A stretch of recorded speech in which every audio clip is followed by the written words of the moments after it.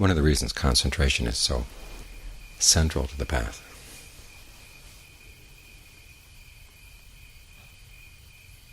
is that the mind can see things more clearly when it's still.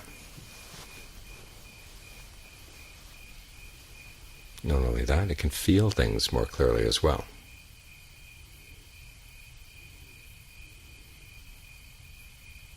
As you get more sensitive to the breath, become more sensitive to the whole range of energy in your body.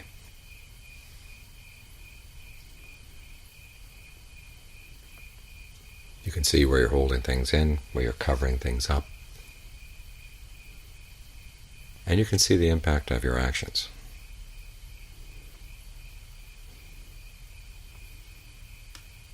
When you're really sensitive inside, if you do something unskillful, you say something harsh, or you harm somebody else, you feel it more intensely inside.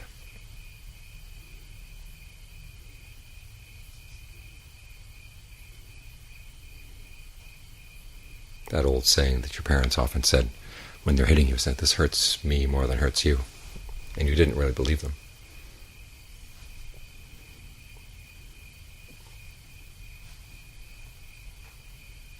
It really does apply to meditators. Sometimes you say something a little bit harsh to someone else, they hardly notice it, but you feel it.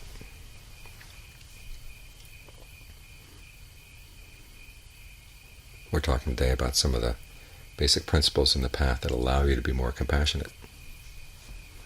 And this is one of them. The fact that as the mind gets more and more still, you're more sensitive to the energies in your body. You sense the repercussions of your words and your deeds and your thoughts. You'll see that even a thought, as it appears in the mind, will have an impact on the energy in the body. In fact, when it first appears, it's on the borderline between the two. When the mind is really still, fills the whole body. And you would sense little thoughts beginning to form, like a little cyst in your energy field. And when it first appears, it's hard to say whether it's physical or mental. It's both, or it has both aspects.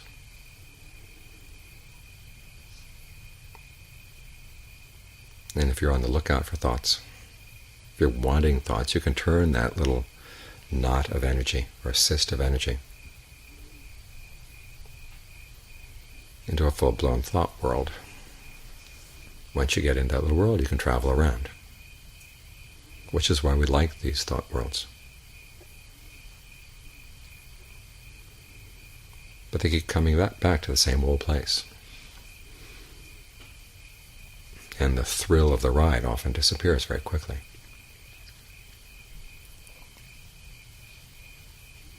And if the thought was unskillful, if it was involved with greed, anger, delusion, lust, jealousy, fear, whatever, it'll have an impact on the mind. The mind will quiver in a certain way that lets you know that this was unskillful. And the quivering doesn't last just for a few seconds. Sometimes it goes on for a whole day. If you let yourself get involved in unskillful thoughts, spitting out thought worlds of lust or anger, when the time comes to sit and meditate, you find that the mind is still reverberating. So the stillness here is a good check on your actions.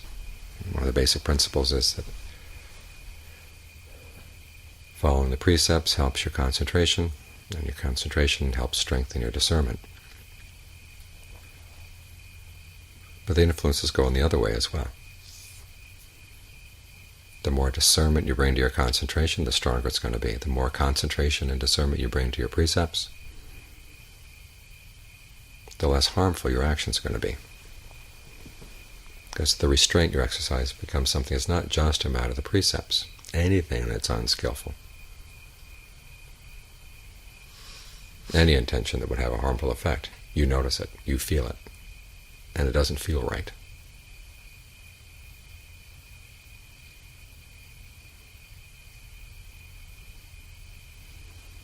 And John Sawat often commented on how when you get the mind concentrated, it becomes both strong and tender. both tough and tender. Tough in the sense that it can withstand all kinds of unpleasant sensory contact. When the body is in pain, but the mind is strong, you can be with the pain and not suffer from it.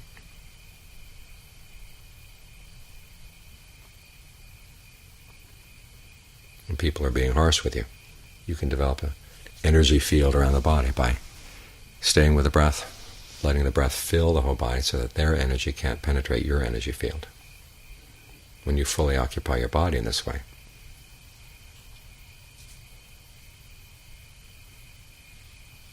their negative energy goes right past you.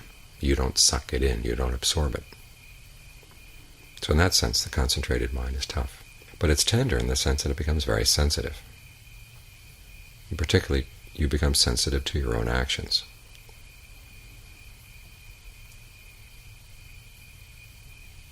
So that your virtue is not simply a matter of the precepts. It becomes a deeper quality of the mind.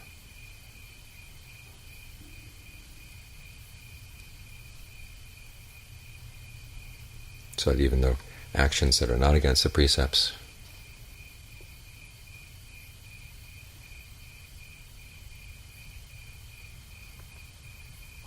even though you do actions that are not against the precepts, but you sense that they're harmful, you know, and that knowing helps refine your restraint.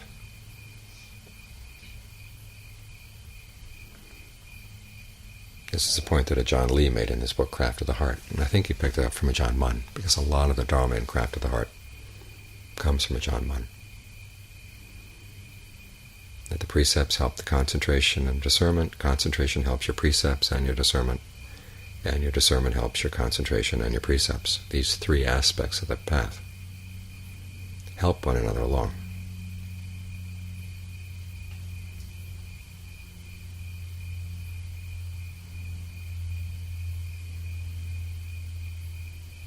This combination of tenderness and toughness. A good image for a meditator is a turtle. The turtle's body is one of the most sensitive bodies in the whole lizard kingdom. So it needs that shell for its protection.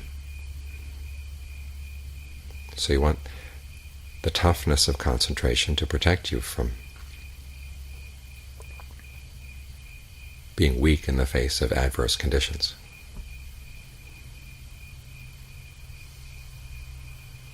So you don't pick up negative energy, so you don't get knocked off course by unpleasant sights or sounds or smells or tastes or tactile sensations or ideas. That's the toughness you want. The tenderness is the tenderness inside, where you're sensitive to the slightest thought, the slightest word, the slightest action.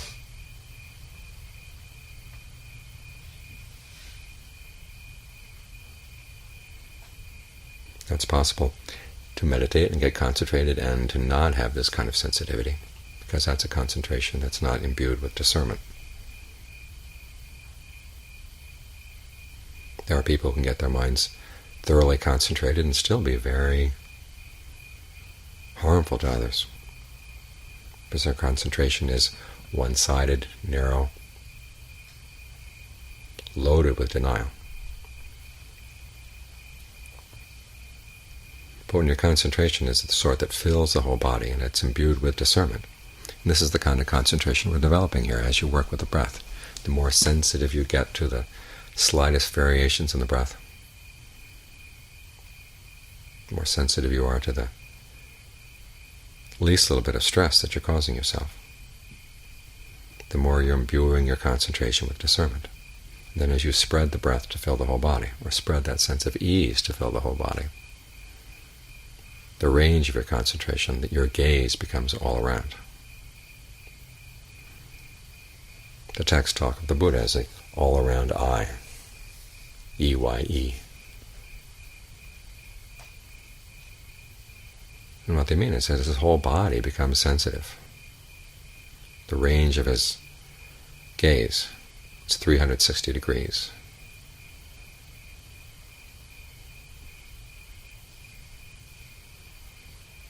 kind of quality you want to develop in your concentration.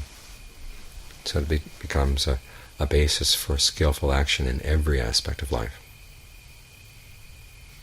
both inside and out.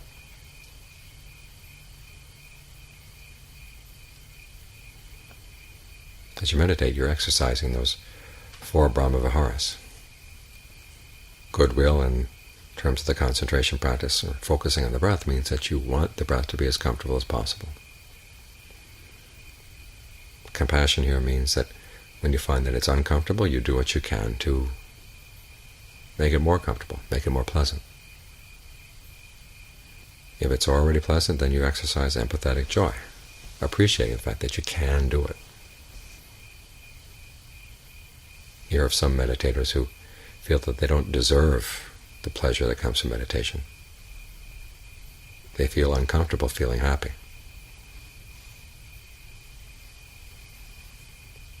If you find that you have that problem, well, recognize it as a problem. You're not being realistic, you're being one-sided. Learn how to appreciate the fact that yes, you can get the breath to be comfortable, and the body can be filled with a sense of ease and well-being.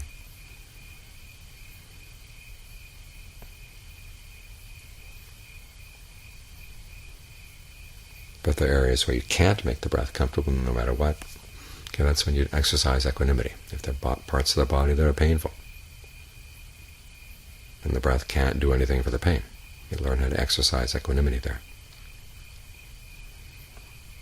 This way you're getting practice in the Brahma-viharas, learning how to develop a goodwill and compassion, empathetic joy and equanimity that are universal, limitless.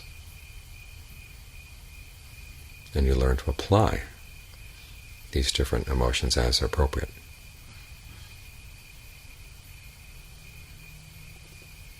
So as you get more and more sensitive inside, it puts you in a better position to be more sensitive to what you're doing outside, more sensitive to what the appropriate approaches might be.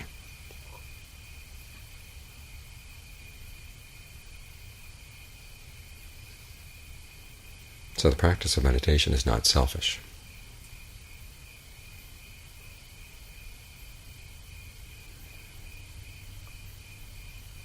The idea that it is selfish is based on the idea that your well-being has to conflict with the well-being of others, that you have to choose one or the other. The Buddha's insight was that if you look for genuine well-being, you find that it doesn't conflict with anybody else's well-being, and it actually helps theirs.